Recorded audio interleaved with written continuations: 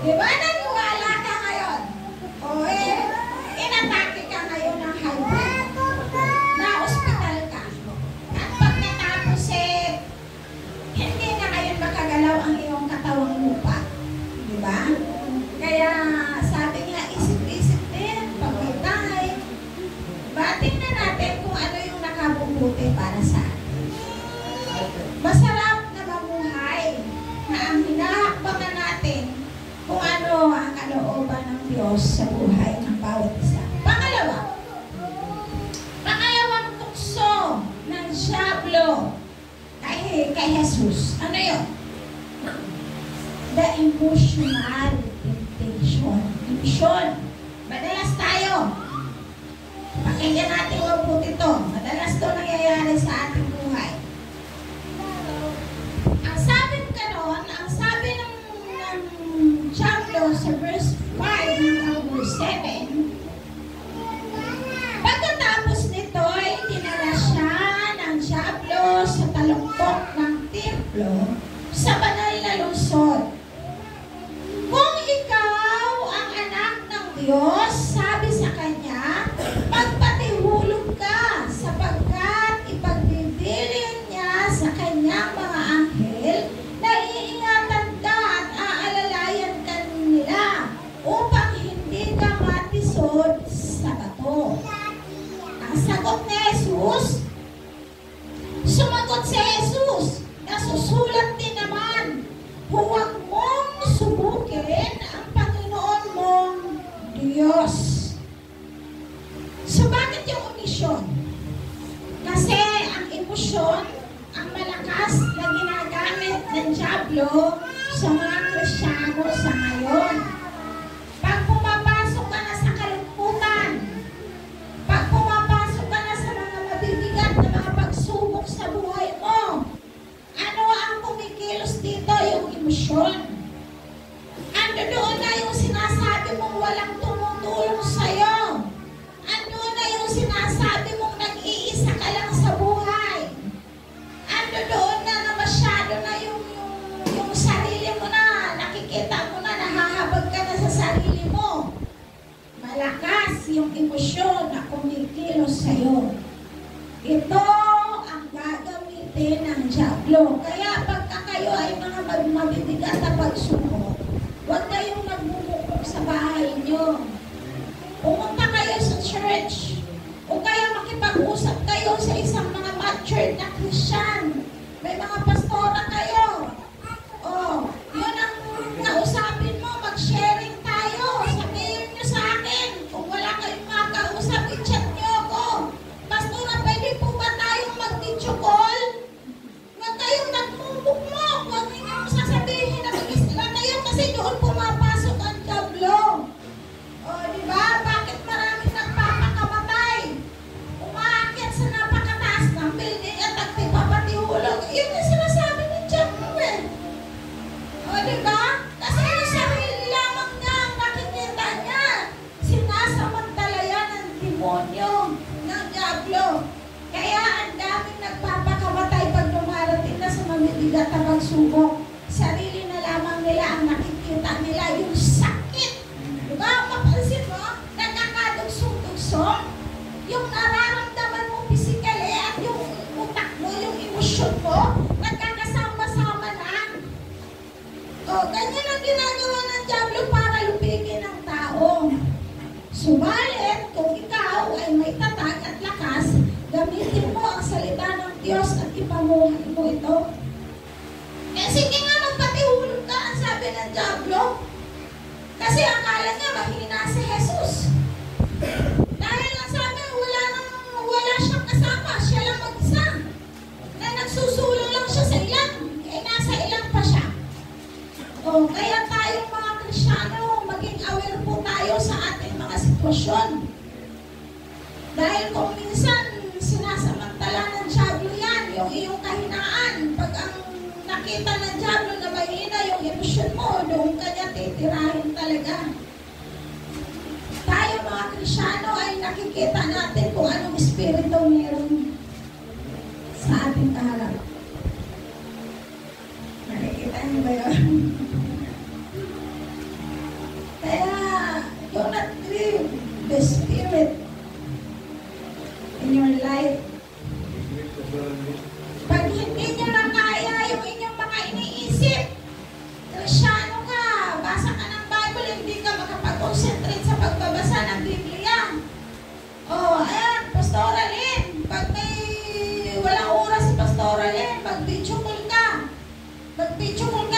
Pastora Marilo, mag-video call ka kay Chaplain pag wala sa trabaho, baka may time.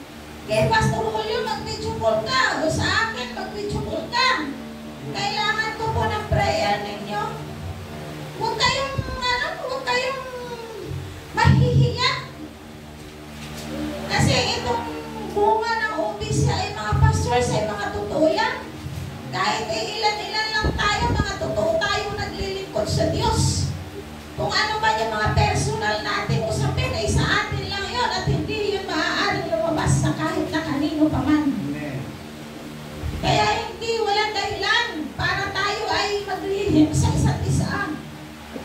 Lalo na yung mga dalaga na umiibig at medyo natatangay na at hindi ninyo may open sa nanay ninyo. Diba? O, Pastora, pwede ko po ba kayong makausap kasi may gumugulo sa aking isipan. Huwag kayong mahinga. Ako naman ay open po dyan. Pastora, meron pong gumugulo sa aking isipan na medyo kakaiba po yung aking nararamdaman. Sabi nga nung apo ko, Grandma, yung pala sigal ko na nagagay. Grandma, okay lang po bang magka-crush? Ako, apo, mahal kong apo. Huwag ka munang magka-crush. Sapagkat hindi pa karapat-dapat, hindi pa ito ang panahon na lang. I-focus mo muna ang isip mo sa pag-aaral mo, mahal ko. Tingnan mo ang nanay mo. Waaga kang ipinanganak. Ay, ganun po ba yung Grandma? Yes! O, diba? Pagtapos ka muna ng pag-aaral mo, tumutok ka muna sa pag-aaral ng Biblia, ang salita ng Diyos. Sabayan mo ng pag-aaral mo sa edukasyon mo. Pag naging matagumpay na ang buhay mo, go ahead. Magka-crush ka na. Pag-love ka na. Naka-graduate ka na ng college. Pag-love life ka na. Go ahead. Alam mo, kasi emosyon tayo, no? Kasi emosyon tayo. Testimony ko po yung anak kong panganay. Nag-aaral ng high school. At nung isang gabi, nag-party kami na po. Kaupo. Tatay, ako nga, dito ka muna. Sabi, dito ka muna. Nagbawan din tayo, nagpapagpuhan. Naalala nila yung ginawa ko nung araw. Yung pala nakatatak sa isip pala nito ng mga to. Sino nga ba, sabi ng panganay, sino nga ba yung unang boyfriend ko na tinakot ni mama? Sino nga ba? Sige na tanong niya. Ano ang ginawa mo? Bakit nakitatakot sa'yo? Biglang tumayo. Ay, papatayin ko talaga siya, sabi ko. Kasi sabi ko sa kanya, magiling ka. Totoo po ito. Totoo po ito. Eh, hindi pa ako pastor nung araw. Hindi pa ako pastor. High school pa lang yung anak ko. Hindi pa siya nakaka-graduate ng high school. Nung nabalitaan, syempre, naghihirap po, nagsasacrifice po ako. Ang aral ginagawa kong gabi sa paghahanap buhay, mapag-aral ko lamang sila. Tapos mababalitaan ko, nagpapaligaw. Eh, saan pupunta yan? Diba? Ay, pinuntahan ko talaga yan. Merong isang, yung mga tulay, sinasabi, kesyo nag-aaral, nagagawa ng project. Gagawa ka ng project, pwede ka dito sa loob ng bahay. Walang tao rito, kahit tayo lang. Ikaw, gawin mo. Gawin mo project mo. Hindi sa kung saan ka pupunta. Mamili ka, pinapili ko siya ang timano. Anong sabi ko? Kasi malakas yung lakas ng laman at yung emosyon yan eh. Yun yung tukso ng diablo para wasakin ang kinabukasan ng tao. So anong sabi ko sa kanya, mamili ka ngayon pa lang. Dahil isa lamang ang pangarap ko sa buhay. Ang makapagtapos kayo ng pag-aaral sapagkat wala akong may pamamana sa inyo kundi ang edukasyon. Wala akong pag-aari sa sanlibutan ito. Dahil ako isang kahit lamang at isang tuka. Pag kumahig ako ngayon, pakakainin ko kayo at ilalaan ko sa pamasahin ninyo araw-araw. Kaya wag ninyo sasayangin ang bagay na yan.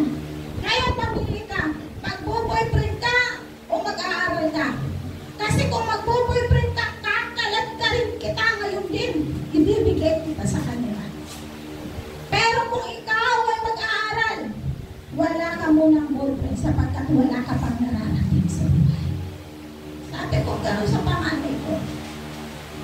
At sa oras na pinili mo ang pag-aaral mo, mag-aaral ka ng maayos. Kasi nakikita mo kung paano ko nagsasakripisyo sa'yo. Kung pagsasamahin mo ang pag-boyfriend mo at ang pag-aaral mo, press, papatayin ko ang lalaki na yan sa harapan mo. Kung siya lang naman ang sisira sa kinabukasan mo. Totoo nga, sinabi ko yan. At nanarinig ba yan sa isip ng mga anak ko? Ng anak ko. So nakinig siya. Nakinig po siya sa akin. Nag-aral po siya. O diba? Anong buhay niya ngayon? Nakagraduate siya ng college. Kasi sabi ko sa kanya, pag nakagraduate ka na ng college, okay na ako. Pag boyfriend ka na, mag-asawa ka na. Kasi bata ka pa naman eh. So kung ay yung importante lang kung makagraduate ka ng college. Dahil pag nakagraduate ka na, yan ang paa at tungkol na tanging iiwan at ipamamana ko lang sa'yo. Dahil patanda na ako, wala akong natapos, wala akong magandang trabaho. Ikaw mismo, yun lang ang kayamanan kaya kong ibigay sa'yo ay ang pagtatapos ng pag-aaral mo.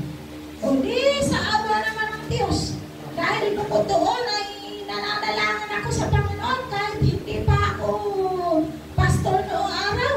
Nananalangin ako sa Diyos, lumuluha ako, inilulod ko sa Diyos ang mga anak ko na makapagtapos ng pag-aaral. Ano pong nangyari? Nakagraduate po siya ng bachelor. 4 years, HRM. At ngayon, saan po siya nagtatrabaho? Sa isa sa pinakamalaking kumpanya ng bansang Pilipinas. Private, di ba? O ngayon, ano ang napangasawa niya? Engineer. Licensed engineer. O see, kung hindi ko ginawa sa kanya yan, at kung hindi siya sumunod sa akin, anong buhay niya ngayon? Di ba? Wala. Wala siyang mararating. Kaya ang mga dalaga, pag-aaral ko na ang nangyari. Diba? Study first. Totoo po yan, malakas ang tukso ng Diablo. Malakas. Kung wala ang magulang na nagsusuporta sa mga anak para makatapos ang isang anak, hindi nakakapagtapos. At kayo naman na naririyan na kayo ngayon sa inyong kalalagayan at sitwasyon, hindi man na kayo nakatapos, pero tinawag kayo ng Diyos, nakakilala kayo sa Panginoon, yun ang gawin ninyong hagdan upang maging matagumpay kayo sa inyong mga buhay. Kasi nandiyan na kayo eh. Nilagay na kayo ng Diyos sa ganyang uri na sitwasyon ninyo. At least ngayon, makikita ninyo kung paano kikilos at gagalaw ang Diyos sa buhay ninyo. Na hindi man kayo nakatapos ng kolehiyo, pero tinawag na kayo ng Diyos, nagtatrabaho na kayo. Ang pag-ibigin nyo ngayon ay maging tapat at totoong magagawa ng Diyos. Diba? Maging tapat at totoong lingkod ng Diyos at mananampalataya. At doon naman sa nais ng makatapos na pag-aaral. Pray! Pray! Pagsusumikap at manalangin upang ang tagumpay ay makamtan.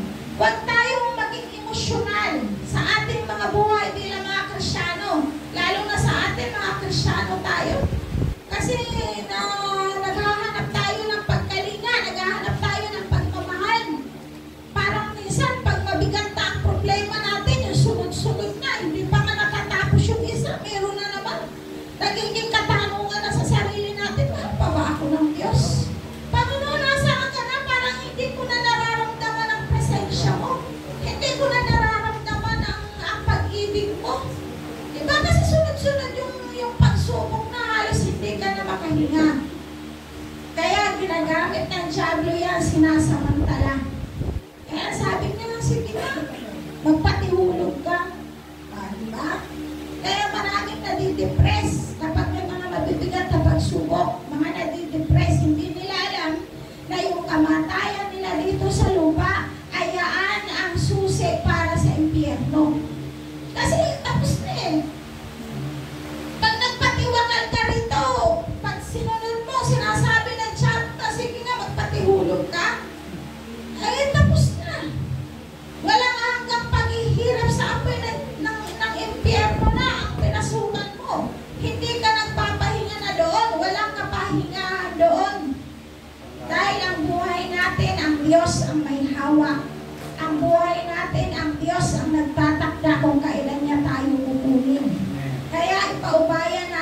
kamay ng Diyos ang lahat ng bagay.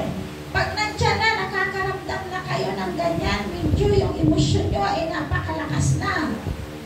Maghanap na kayo ng makakausap ninyo. Andyan ang mga totoong pastor, mga totoong lingkod ng Diyos. Ako naman, anytime. Pag-chat lang kayo, alam ko na yun.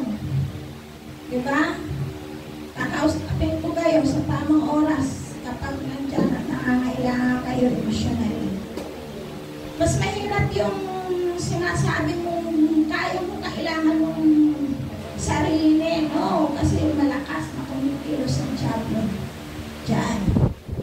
Pray.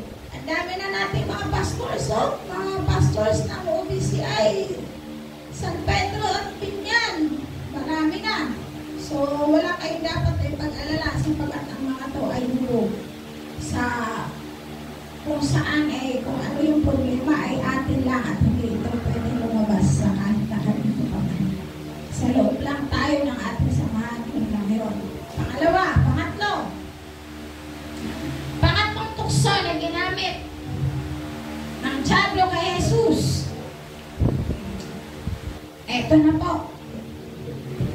Basahin natin yung verse 8 hanggang 11.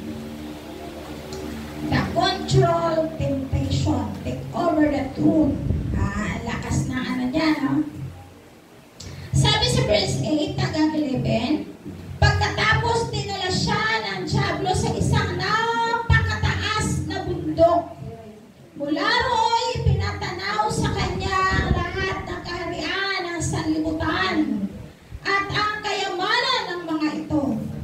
At sinabi ng diablo, ibibigay ko sa iyo ang lahat ng ito kung magpapatira pa ka at sasamba sa akin. Sumagot si Jesus, lumalas ka, Satanas, sapagkat nasusulat ang iyong Diyos at Panginoon ang sasambahin mo. Siya lamang ang iyong paglilingkuran. At iniwan siya ng diablo. Dumating ang mga anghel at naglingkod sa kanya. O ayan, ano yung inaalok ni Satanas? Kaharian, ang sabing ganon. At kayamanan. Kaharian at kayamanan. Kaya nga, bakit merong mga sumisikat sa industriya, sa mga social media, mga sumisikat? Kaharian at kayamanan. Yung mga singers, pero ngayon hindi na gana, no? Ilan-ilan na lang. Sapagkat patay na po yung iba. Yung iba naman ay bumagsak na. Diba? Merong isang mga sikat na singer na mas popular daw din sila kaysa kay Jesus. So, nagkandamatay. Diba? Namatay na. Merong singer na talaga naman halos magpatayan sa loob ng ang mga tao sa pagko-concert niya. Diba? Hindi makontento sa sarili niyang katawan, sa sarili niyang anyo. Dahil sa dami na ng pera niya. Ultimong kabaong niya, 1 milyon ang halaga. Anong nangyari? Nasaan ang kanyang kaluluwa sa panahon nito? Diba? Kasi kayamanan kayamanan. At kaharian. So, itong mga singers na ito, bago sila sumikat bago sila nagko-concert, bago sila umaawit ng isang awit, kaya nga ang bawat awit ngayon ay pakinggan nyo pong mabuti, ha? Lalo na sa inyong mga anak. Merong isang awit ngayon na dinidisip ang kabataan, yung Born by All My Children, pambata yan. So, makukuha mo yung intact niyan. Pero pag binasa mo yung lyrics niyan, pakinggan mo mabuti. Kaya yung mga apo ko nung marinig ko, no, huwag mong panunuorin yan, huwag mong pakikinggan yan. Why, mama? Bad yan. Pakinggan mo, isa-isa ko sa kanila. So, kaya, tingnan natin, malakas bumiktima ang social media. Ang mga singers, mga sikat na singers, saan sila nagpapasimula? Pumapasok po sila sa isang kwarto. Kaya kung mapapanood nyo yung The Danger of Rock and Roll, mga sikat na singers po yun. Itinalaga ang kanilang kaluluwa kay Satanas. Kaya pag nagko-concert sila, ang lakas po ng hatak ng mga tao sa kanila. Andun sa loob, nagpapatayan, nagkakanya-duguan po sila. Pero talagang halos yung mga kanta nila ay kinamamatay ng mga tao sa sobrang lakas ng dating sa kanilang puso at isipan. Kaya believer po tayo. So, meron isang kwarto sila. At pumapasok po sila at ang kanilang cross ay nakatuwad. So, Batangas meron din. Nakatuwad po yung cross, nandito po yung cross, nakaganon. Doon po sila sumasamba sa isang madilim na lugar. Sumasamba sila na ang ilaw ay medyo nakapupos lang na ganon. Pula ang ilaw. At doon sila sumasamba. Kaya hinahatak ng diablo ang kaisipan at puso ng tao. Eh, meron akong isang church na napuntahan. In-invite po ako, sabi niya, parang get together lang naman yun eh. So, pinagbigyan ko. Nalungkot po ako at nakita ko yung kakaibang espiritu sa loob ng church na yun. Sapagkat habang sila ay nag-worship, yes, oo, totoo yan. Nag-worship sila, present worship po nila ay para sa Diyos. Subalit yung loob ay kakaiba sapagkat madilim, pinatay yung ilaw na yung tunay na ilaw na maliwanag. At ang nakalagay lang doon sa kanilang stage ay yung pula na parang spotlight na nakataas na ganon. Tapos may pinapausok pa sila. Ba? Deceiving spirit yan sa loob ng church gagawin ninyo. Kaya gusto ko na umalis noong time na yon. Pero tinitingnan ko sila lahat. Sabi ko sa Lord, napakalakas ng pagdideceive ng diablo sa church na ito. Nakakalungkot, di ba?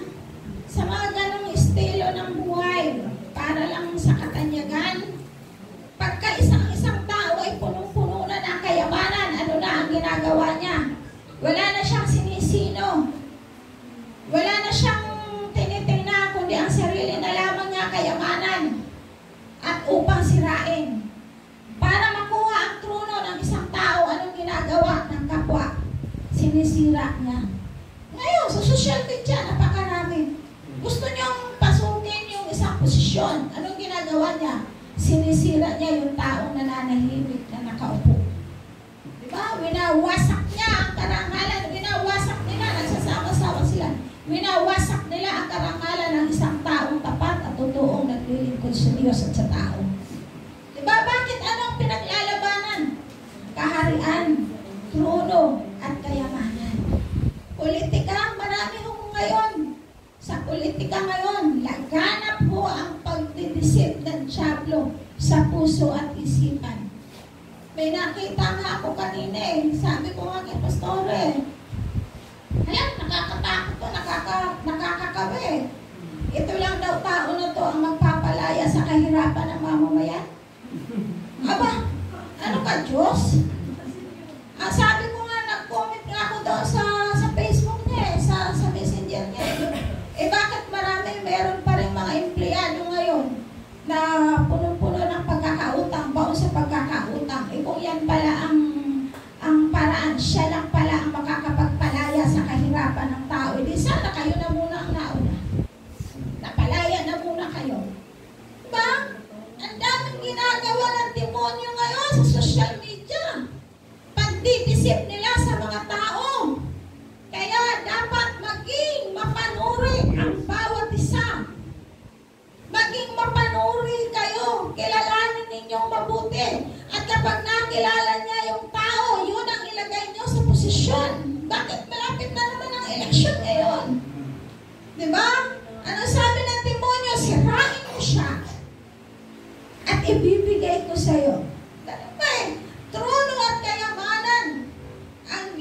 Ang panakot ngayon, ang tukso ngayon ng diablo.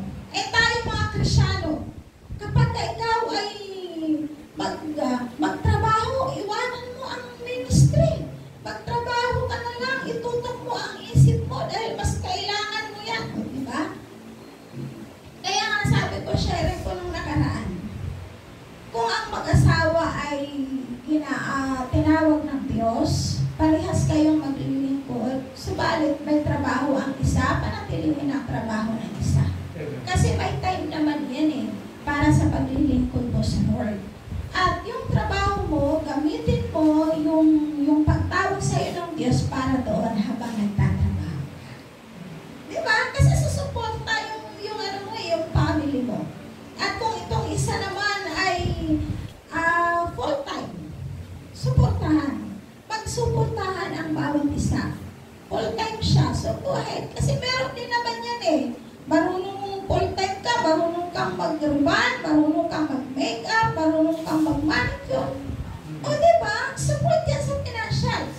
Huwag ka nang maghangad pa ng kayamanan na inaalam ng diablo. Ang sabi nga, tama na lang na mamuhay ka sa araw na ito. Bilang tayo ay mga Kristyano, tama na lang na mamuhay ka sa araw na ito. Kung may negosyo ka, gamitin mo yung negosyo mo para maglingkod sa Diyos. Diba? Gamitin mo yung negosyo mo para maglingkod ka sa Diyos. Kasi kung magpapatangay pa tayo sa masigit na inaasahan natin ay wala pong mangyayari sa buhay natin, mapapahamak tayo. Ang ating kaluluwa, akala natin ay tama na yung ginagawa natin. Tandaan po natin mabuti. Ano ang pinaka-main point ng Mateo chapter 4, verse 1 to 11? Ang sabi ka noon, may tatlo po yan. Tatlo po yung tragedy na ginawa ng diablo. Ating physical, yung kagutuman, yung ating emosyon, at yung karangyaan sa sanlibutan. So ano ang dapat nating panangga sa ating ito? Hide God's word in your heart. Diba? Pakita mo. Ang salita ng Diyos sa puso mo, so you can live by it. Mabuhay ka. Kasi si Jesus may ginamit bang iba? Diba? Ang diablo, ang tinukso, ginamit salita ng Diyos, pero ano ang itinapat na Jesus? Salita ng Diyos. Subalit, ang salita ng Diyos ay makapangyarihan sa kanyang puso. Ganon din tayong mananampalataya. Pamuhay tayo sa ganitong uri natin ng sitwasyon sa paglilingkod sa Diyos. Ipakita mo, ihayag mo ang salita ng Diyos sa buhay mo na ito yung ipinamumuhay mo. At ang sabi, trust God. Ipagkatiwala mo sa Diyos. At anong ginawa ni Jesus? Pangatlo, resist. Diba? Lumayas ka sa tanas. Tapos nasabi niya, sasambahin siya. Tandaan lang natin na kapag dumating sa atin na mga ganyang uri ng tukso, may kapangyarihan ka. Gamitin mo ang kapangyarihan na yon upang palayasin ang gawa ng diablo sa iyong buhay. Espiritu ng kahirapan na yun ang nagiging dahilan kung bakit ka natutukso, palayasin mo yan. Sapagkat may kapangyarihan ka, nasa sayo ang salita ng Diyos, nasa sayo, namumuhay sayo ang Espiritu ng Diyos, may kapangyarihan yan sa buhay mo. Kaya gamitin mo. Pinalayas, di ba, ni Jesus? Lumayas ka sa tanas sapagkat ang Panginoon mong Diyos lamang ang iyong sasambahin at paglilingkuran. Kung ang bawat isa sa atin ay maninindigan na tanging ang Panginoong Diyos lamang ang ating sasambahin at paglilingkuran, tinitiyak mo, may pagsubok man dumating sa'yo, hindi ka magagabi ng tukso. Tingnan natin, huwag tayong bumaya sa bansang Israel. Ang bansang Israel, at dito po ako magtatapos dahil may communion pa po tayo. Ano ba ang naging buhay ng bansang Israel sa Egypto? Di ba andon ang karangyaan sa bansang Israel?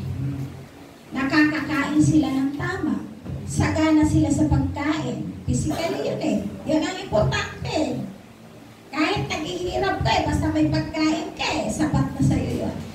Pero, alipin sila ng bansang ito. Diba? Matindi ang paghihirap nila sapagkat alipin sila sila ng mga tao sa Ehipto na mga Ehipsyo. Inalipin sila.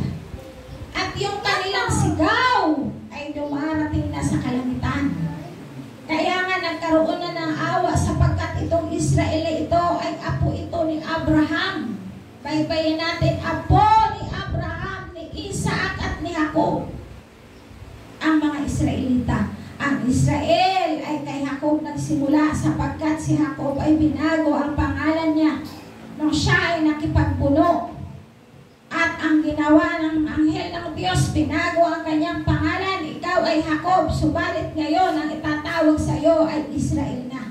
Kaya kay Jacob nagsimula. Bakit? Dahil nangako ang Diyos kay Abraham na sa kaapu-apuhan mo ay magiging kasindami ng mga buhangin sa langit, ay sa lupa, buhangin sa dagat. Magiging kasindami ng buhangin sa dagat ang iyong mga inapo. At hindi aalisin ng Diyos ang kanyang awa at habag. Kaya naging bayan ng Diyos, kinilala ng Diyos ang Israel na naging bayan niya.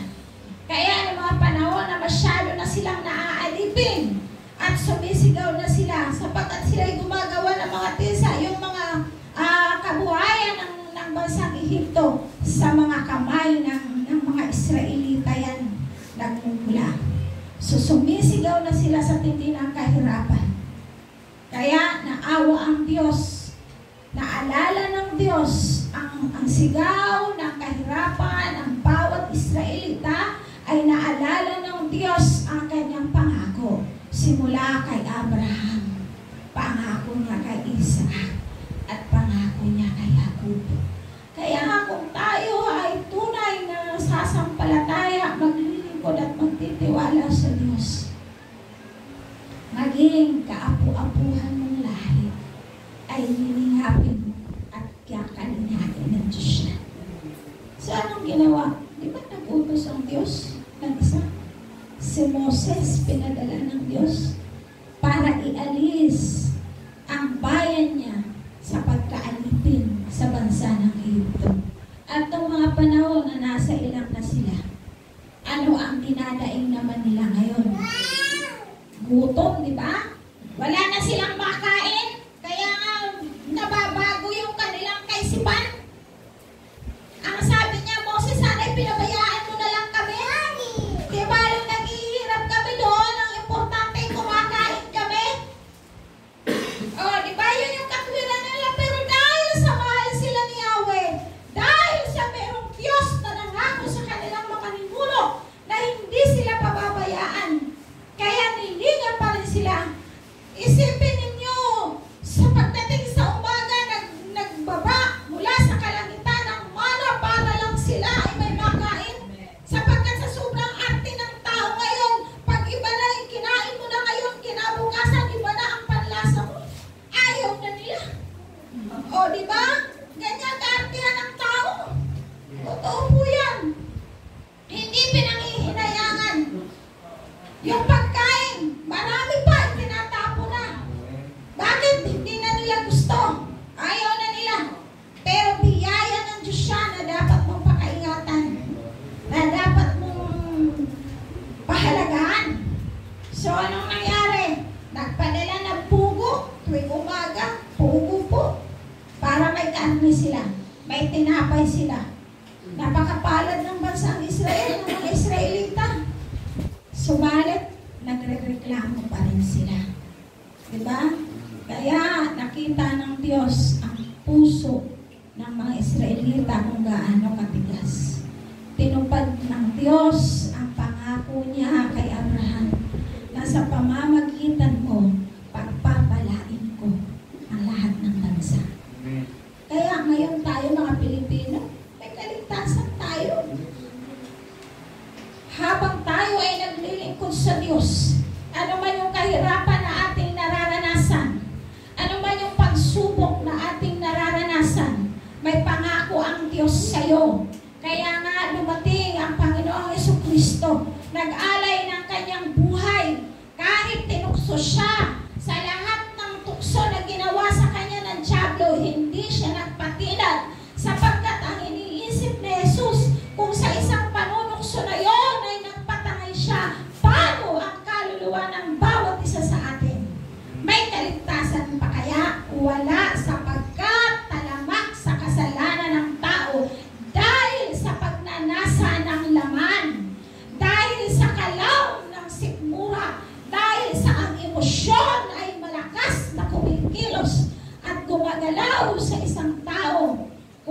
Kaya ang Panginoong Jesus ay nagsakripisyo ng kanyang buhay. Ipinakita na kung ano man ang mga tukso na yon na dumating sa kanya, kung napagtagumpayan niya, sabi nila, napagtagumpayan na niya ang sanlibutan, kaya mapagtatagumpayan niyo rin ito, sapagkat kayo ngayon ay kahiliran na sa mga mananagumpay.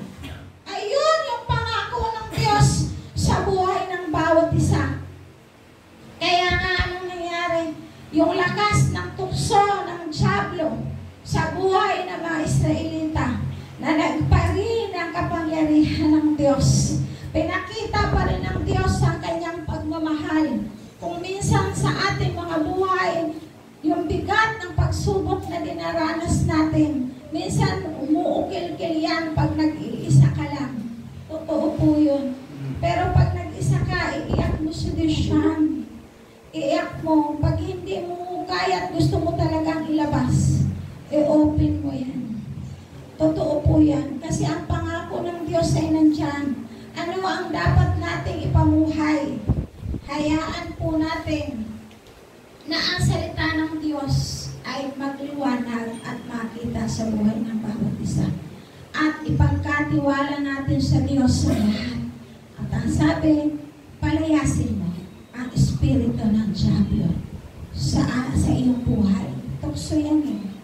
Diba? Yung kahirapan na yan, dahil yan sa ating kapabayaan, sa ating mga sarili.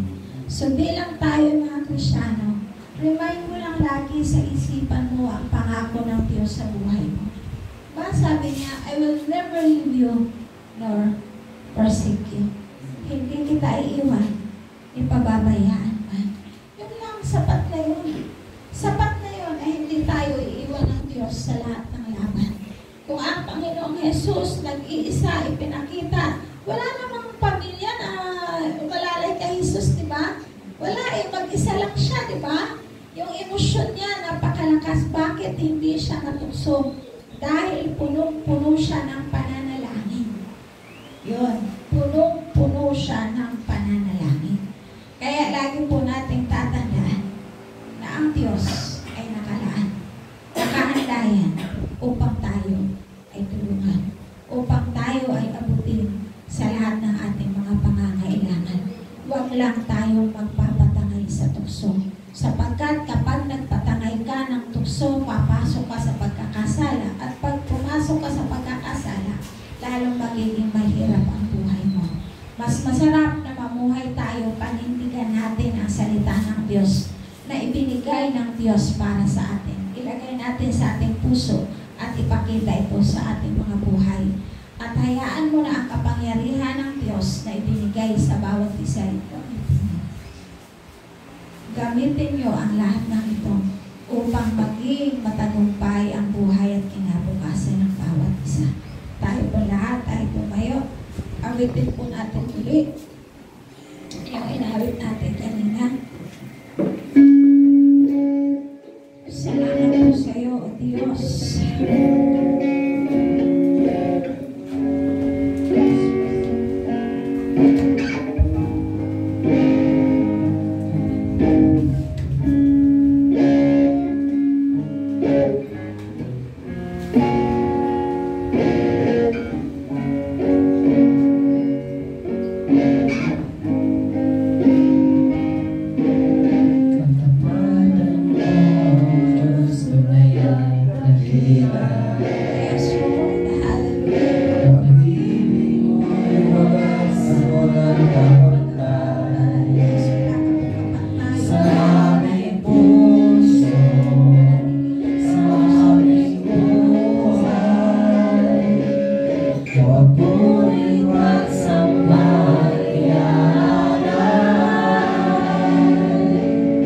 Bukas noon, ngayon, magpakailanman.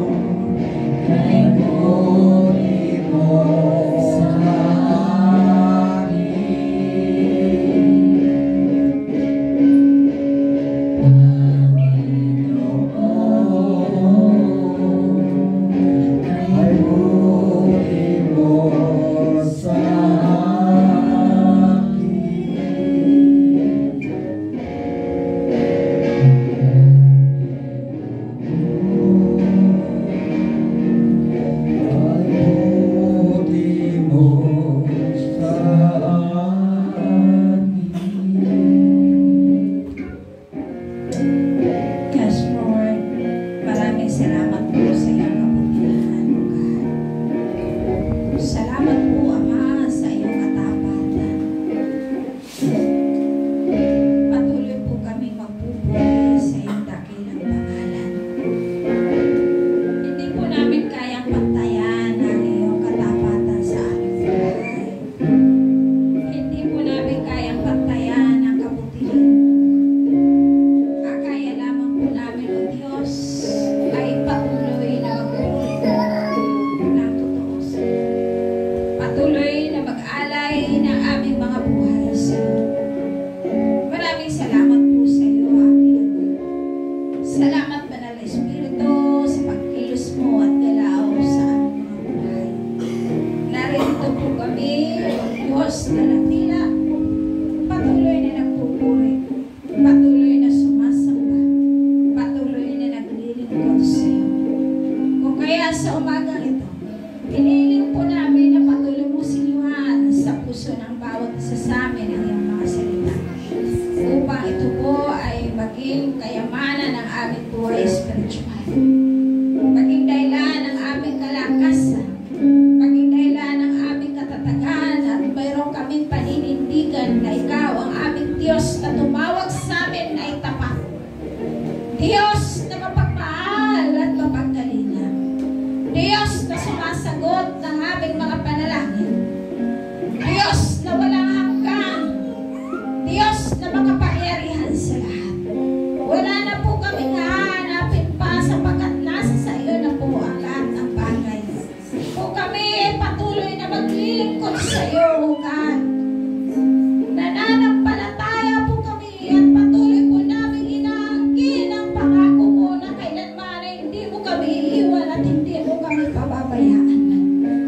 Na sa kabila ng aming mga nararanasang pagsubok sa buhay, sa kabila ng iba't ibang uri ng tukso, sa kabila ng iba't ibang uri ng persecution o lungkad na aming nararanasan, sa kabila ng aming mga kahirapan na aming nararanasan, sa kabila ng mga kagipitan na aming nararanasan, sa kabila ng aming mga panghihina, O Diyos,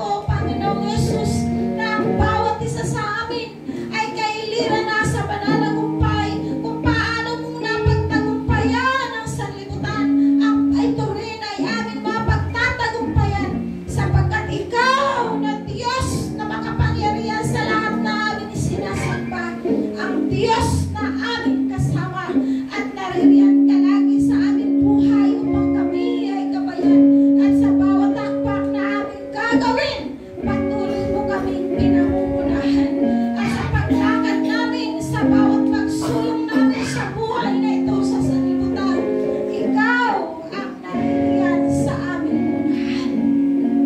Salamat po sa iyo. Sinyuan mo nga po sa puso ng bawat isa sa amin ang salita mo. At patuloy po itong makita sa aming mga buhay. At patuloy na ikaw ang kapangyarihan mo, Banal na Espiritu, ang siyang malakasang kumilos at gumalaw sa buhay ng bawat isa. Baguhin mo ang dapat na mabago sa aming mga puso, sa aming mga kaisipan, sa aming mga pananaw. Baguhin mo po, O Diyos. Hayaan mo lamang, Ama, na maituon namin ang aming mga puso at kaisipan sa iyong mga salita at sa iyong kapangyarihan, sa iyong kaharian. We declare, O Lord God, right now your presence, O God. Salamat sa iyong kapangyarihan. Salamat sa kalayaan, O Lord God. Salamat sa kasaganan. Salamat sa kaligtasan. Salamat sa kagalingan. Salamat sa tagumpay. Salamat po, O Diyos, sa patuloy na kayamanan na ipinagkakaloob mo sa buhay ng bawat isa at patuloy na sa araw-araw naming buhay ay sapat na sa lahat ng aming mga pangangailangan.